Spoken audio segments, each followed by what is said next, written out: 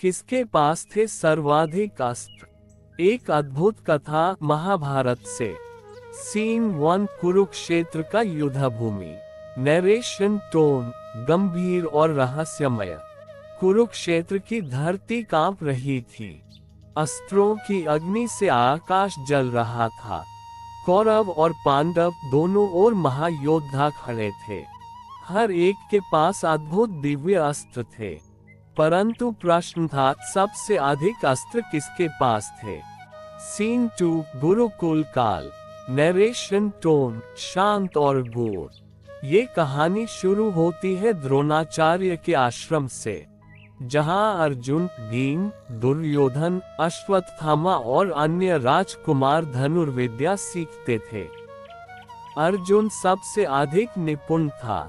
उसकी एकाग्रता और भक्ति देखकर द्रोणाचार्य ने कहा था, ग्रेटर देन अर्जुन, तुम सबसे श्रेष्ठ धनुर्धर बनोगे। परंतु अस्त्रों की संख्या के मामले में अर्जुन अकेला नहीं था। सीन 3 परशुराम का शिष्य। नरेशन टोन गूंजता हुआ। दूसरी ओर कर्ण ने परशुराम से दिव्यास्त्र विद्या पाई थी। वह ब्रह्मास्त्र, वायव्यास्त्र, अग्न्यास्त्र जैसे अनेक दिव्यास्त्रों का ज्ञाता था। परंतु एक श्राप ने उसे युद्ध के समय भूलने का अभिशाप दिया। यही उसका दुर्भाग्य बना। सीन 4 अश्वत्थामा का रहस्य। नरेशन टोन रहस्यमय और धीमा।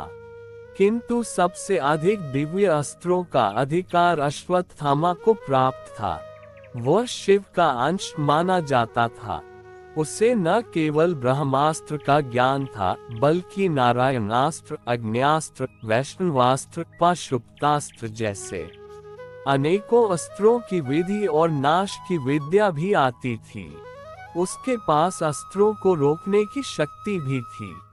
ग्रेटर देन अश्वत्थामा कभी पराजित नहीं हुआ, क्योंकि उसके पास था देवताओं का ज्ञान और भगवान शिव का आशीर्वाद।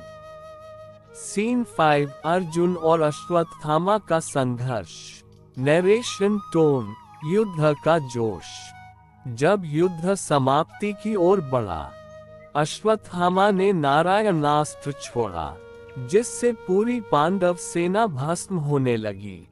केवल अर्जुन ने शांत मन से भगवान कृष्ण की शरण ली और उस अस्त्र से बचने का मार्ग पाया। ग्रेटर देन कृष्ण बोल ले, यह अस्त्र विनम्रता से ही शांत होगा। और पांडवों ने अपने अस्त्र नीचे रख दिए।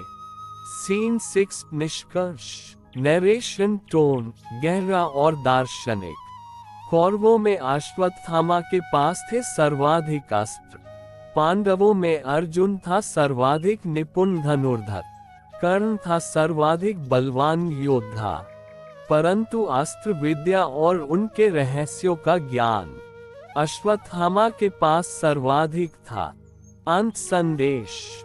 ग्रेटर देन शक्ति और अस्त्र बहुतों के पास होते हैं, परंतु विवेक और संयम से उनका उपयोग केवल श्रेष्ठ आत्मा ही कर सकती है।